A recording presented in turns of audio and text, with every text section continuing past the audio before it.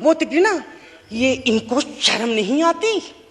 रात के अंधेरे में पेट्रोल का पंप गिराते हैं, तो वो भी जरूर रात के अंधेरे में पेट्रोल का पंप गिराते हैं। मुझे तो समझ नहीं आ रही थी, चश्मा नहीं था। मैंने कहा ये क्या हो गया। इधर किसी ने मुझे बोला कि मुसलमान को सब्र और शुक्र का दर्स दिया गया है, सब्र शुक्र करें, पूरी दुनिया में महंगाई है। मैं उसकी बात कर रही हूँ जिसके 5-5 बच्चे हैं और एक बाइक है। वो पेट्रोल भरवाएगा, दवाई लेगा या क्या करेगा? मुल्क को पता नहीं आप लोगों ने कहां से कहां पहुंचा दिया। टैक्सीज की बात करें, जैसे अभी मेरे भाई ने बोला कि रमजान आने वाला है, मशरूबात पर, अरे मीठे मशरूबात पर क्यों टैक्स लगा रहे हैं? कड़वे मशरूब को लीगल करके उसके ऊपर टैक्स लगाएं ताकि रेवेन्यू भी मिले पाकिस्तान को। मीठे मशरूबात है, गरीब रोजा रख के एक उसकी ख्वाहिश होती है रूह अफ़ज़ा पीने की या वो करके, और उन्होंने कहा बाकी चीज़ों पे टैक्स नहीं लगा। मुर्गी गोश्त महंगा नहीं हुआ, वो अल्हम्दुलिल्लाह हमारे पाकिस्तानी खुद ही महंगा कर लेंगे। मेरे भाई ने परसों मुझे मैसेज किया और उसने बोला कि दुआ करोगे मैं मर जाऊं। और वो सिर्फ एक मेरा भाई नहीं है, मैं पूरे अपने जो भाई जिनका राब्ता मुझसे नहीं है, मैं उनकी मैं बात कर रही हूँ। जब स्पीकर कल मैं गई थी, वो जिस बंदे ने 4 टमाटर और 4 आलू लेकर 400 उसके पास नहीं थे, उसने पर्स निकाला, मैं शर्म से गड़ के मर गई। 272 लीटर पेट्रोल आप लोगों ने मुश्किल करनी है तो आप V8 और बड़ी बड़ी ग्रैंड क्रूजर को 500 लीटर पेट्रोल देना। गरीब को आप दवाइयां, तो वो दवाई नहीं मिलती। सरकारी अस्पताल का आपने हाल देख लिया। मैं प्लीज आप मार दें, आप प्लीज मार दें। ये मेरी बहन पीछे बैठी हो तो पीछे ही बैठी रहो, अगली दफा की टिकट नहीं मिलेगी अगर ज्यादा चुटचुट की तो। ऑनरेबल स्पीकर, मतलब इनके दिमाग मिली नहीं उन लोगों से, इनके भूसा भरा हुआ दिमाग में। मेंबर आप मुझे एड्रेस करें।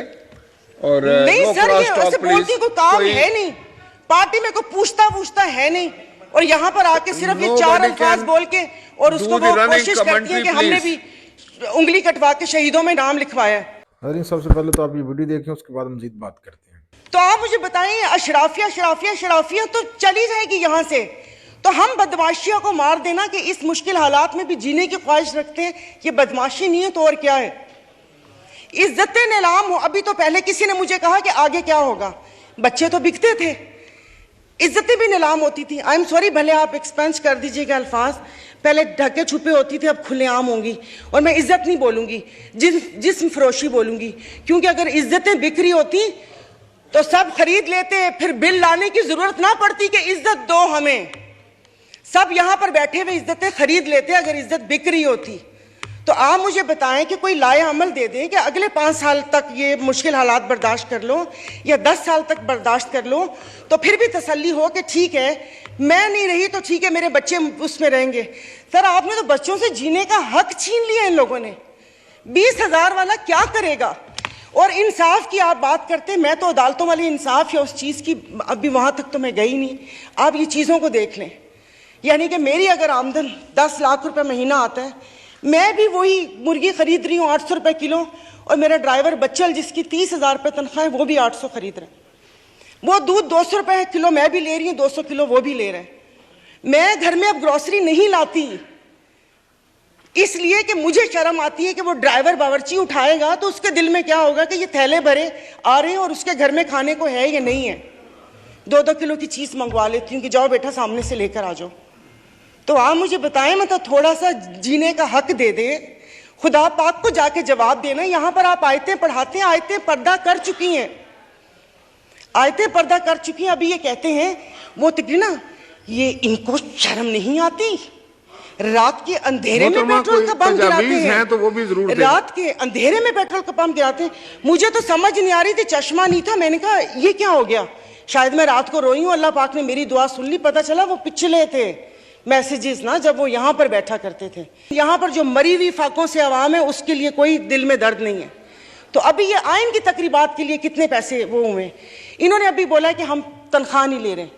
1,80,000 से क्या होता है, वो तो वैसे ही एक वक्त का खाना है, खाना पीना तो। लेकिन बाकी जो चीज़ें हैं वो, ये जो गाड़ियाँ, ये फ्यूल कार्ड, इनकी ताम झाम, इन सब पे कितना पैसा खर्च होता है।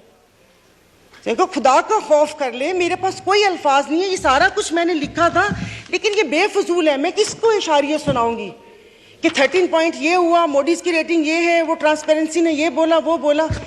हम में से तो किसी को भी जरूरत नहीं है, सब अल्हम्दुलिल्लाह खाते पीते घरानों से हैं, सब अल्हम्दुलिल्लाह खाते पीते घरानों से, लेकिन किसी और का तो सोच लें। तो ये यहाँ पर प्लीज, मतलब अब तकरीबन साल होने वाला है, आप भी कहते रहे, लेकिन यहाँ पर आने की तौफीक नहीं हुई। मैं कुछ लोगों का, आप लोगों को दिलचस्पी होगी, आप यकीन नहीं करें, मुझे इस ऑडियो लीक से पीटीआई क्या कर रही है क्या नहीं कर रही है मुझे कोई दिलचस्पी नहीं है। सब जाएं भाड़ में, लोग, आवाम मर रही है, आप उसको देखिए। यहां पर जो मरी हुई फाकों से आवाम है उसके लिए कोई दिल में दर्द नहीं है। तो अभी ये आइन की तकरीबात के लिए कितने पैसे वो हुए, इन्होंने अभी बोला कि हम तनख्वाह नहीं ले रहे। 1,80,000 से क्या होता है, वो तो वैसे ही एक वक्त का खाना है, खाना पीना। तो लेकिन बाकी जो चीज़ें हैं वो, ये जो गाड़ियाँ, ये फ्यूल कार्ड, इनकी ताम झाम, इन सब पे कितना पैसा खर्च होता है। देखो, खुदा का खौफ कर ले, मेरे पास कोई अल्फाज नहीं है, ये सारा कुछ मैंने लिखा था लेकिन ये बेफजूल है। मैं किसको इशारिया सुनाऊंगी कि 13 पॉइंट ये हुआ, मोडीज की रेटिंग ये है, वो ट्रांसपेरेंसी ने ये बोला वो बोला। हम में से तो किसी को भी जरूरत नहीं है, सब अल्हम्दुलिल्लाह खाते पीते घरानों से हैं, सब अल्हम्दुलिल्लाह खाते पीते घरानों से, लेकिन किसी और का तो सोच लें। तो ये यहाँ पर प्लीज, मतलब अब तकरीबन साल होने वाला है, आप भी कहते रहे, लेकिन यहाँ पर आने की तौफीक नहीं हुई। मैं कुछ लोगों का, आप लोगों को दिलचस्पी होगी, आप यकीन नहीं करें, मुझे इस ऑडियो लीक से पीटीआई क्या कर रही है क्या नहीं कर रही है मुझे कोई दिलचस्पी नहीं है। सब जाएं भाड़ में, लोग, आवाम मर रही है, आप उसको देखिए। तो नाज़रीन, ये थी जी मोहतरमा सारा बानो, जो कि कौमी असम्बली में अपने ख्यालात का इज़हार कर रही थी और प्योरली अवामी मसाइल के ऊपर इन्होंने भरपूर रोशनी डाली। और ये जानी जाती हैं, जब भी कौमी असम्बली में बात करती हैं, खुलकर बात करती हैं और किसी पार्टी वाबस्तगी के बगैर जो है ये असम्बली में बोलती हैं, और जहाँ भी इनको मसला लगता है उसके ऊपर ये खुलकर बोलती हैं। तो आजकल आपको पता ही कि अवाम, नाज़रीन कराम, जिस कदर महंगाई का सामना कर रहे हैं, जिस कदर मुश्किलात का सामना कर रहे हैं पाकिस्तान के 22 करोड़ अवाम, उसका इन हुक्मरानों को किस तरह से ख्याल आएगा, क्योंकि ये तो अशराफिया है। इनको तो मतलब हुकूमती मराद जो है इनको इतनी मिलती हैं, इनको पेट्रोल फ्री में मिलता है, इनको रहाइश मिलती है, इनको हेल्थ केयर मिलती है, इनको जो है वो जहाज़ों के टिकट फ्री मिलते हैं। मतलब इनको तो हर किस्म की मराद मिलती हैं, जो अशराफिया पाकिस्तान को के ऊपर हुक्मरानी के मज़े उड़ा रहा है। लेकिन जो अवाम है, जिनकी 20-20 हज़ार रुपये सैलरी है, वो कितनी मुश्किलात का सामना कर रहे हैं, इस हुकूमत के लोगों को उसकी कहाँ परवाह होगी, क्योंकि ये खुद तो अशराफिया है, इनके पास लामहदूद पैसा है, लामहदूद मरात हैं। लेकिन अवाम जो सिर्फ 20,000 की सैलरी जो है उसके ऊपर गुजारा कर रही है, वो किस दर्द से गुजरती है, इसका इस हुकूमत को या इस अशराफिया को, इस सियासी अशराफिया को कोई ख्याल नहीं। तो इसकी जाम जो है मोहतरमा जो है वो तवज्जो भी दिला रही थी। और साथ साथ नाज़रीन इकराम, यहाँ पे उन्होंने एक बड़ी जो है वो दिलचस्प नकल भी उतारी शहबाज शरीफ साहब की, वज़ीर-ए-आज़म साहब की नकल उतारी, कि जिसमें वज़ीर-ए-आज़म साहब ने कहा कि इनको शर्म नहीं आती कि इन्होंने रात के अंधेरे में पेट्रोल पंप जलाए। ये जब पीटीआई ने एहतजाज किया था तो उस वक़्त जब पेट्रोल पंप जले थे, तो वो उस तरफ जो है वो तवज्जो दिला रही थी। तो साथ-साथ वो नकल उतार के ये कह रही थी कि वज़ीर-ए-आज़म साहब ये तो बोल सकते हैं कि इनको शर्म नहीं आई, लेकिन वज़ीर-ए-आज़म साहब को भी शर्म करनी चाहिए। और अवाम जिन मसाइल का सामना कर रहे हैं, महंगाई का सामना कर रहे हैं, कमर तोड़ बिजली के बिलों का सामना कर रहे हैं, गैस का सामना कर रहे हैं, उसकी जानब जो है वज़ीर-ए-आज़म साहब कब ध्यान देंगे।